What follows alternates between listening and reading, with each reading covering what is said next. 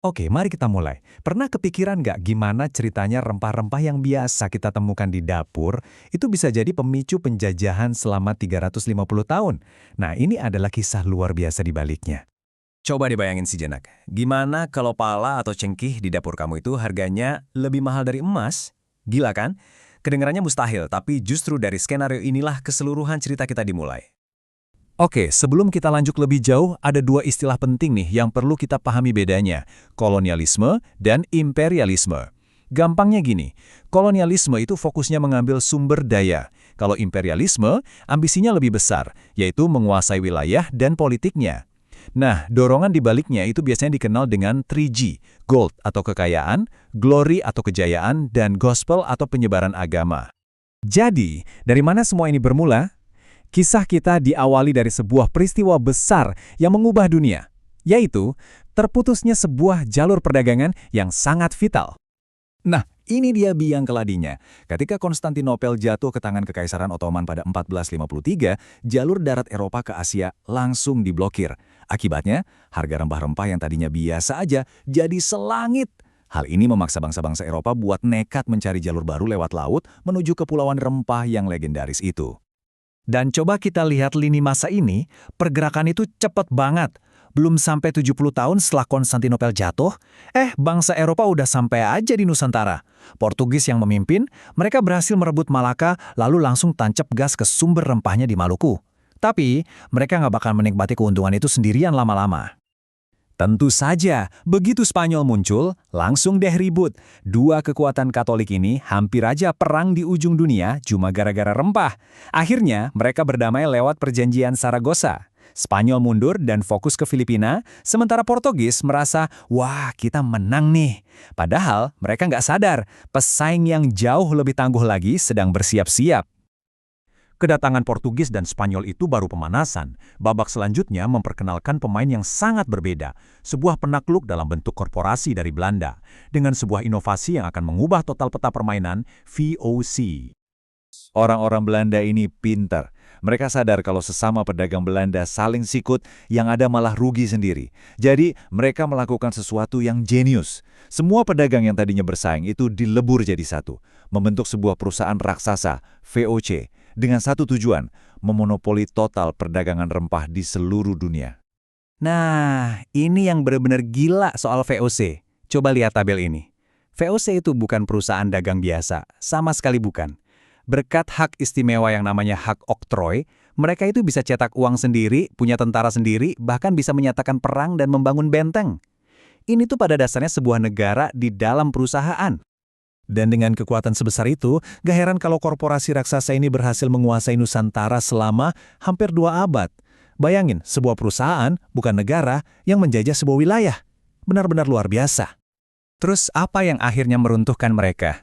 Bukan pasukan musuh atau pesaing bisnis. VOC itu hancur dari dalam. Korupsi yang begitu parah dan merajalela akhirnya membuat perusahaan ini bangkrut total. Nah, ini titik krusialnya. Karena begitu VOC bubar, era baru kolonialisme pun dimulai. Setelah VOC bangkrut, semua aset dan wilayah kekuasaannya langsung diambil alih oleh kerajaan Belanda. Disinilah bentuk penjajahannya berubah, dari yang tadinya dijalankan oleh sebuah perusahaan, sekarang dipegang langsung oleh pemerintah kerajaan.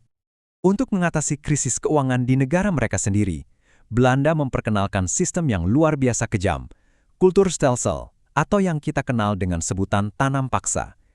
Ini pada dasarnya adalah perbudakan ekonomi dalam skala yang sangat masif. Sistem ini cara kerjanya simpel tapi brutal. Tanah petani sebagian diambil alih, tenaga mereka diperas untuk menanam tanaman ekspor, dan semua hasilnya diambil oleh pemerintah dengan harga yang sangat rendah. Petani nggak dapat apa-apa kecuali penderitaan.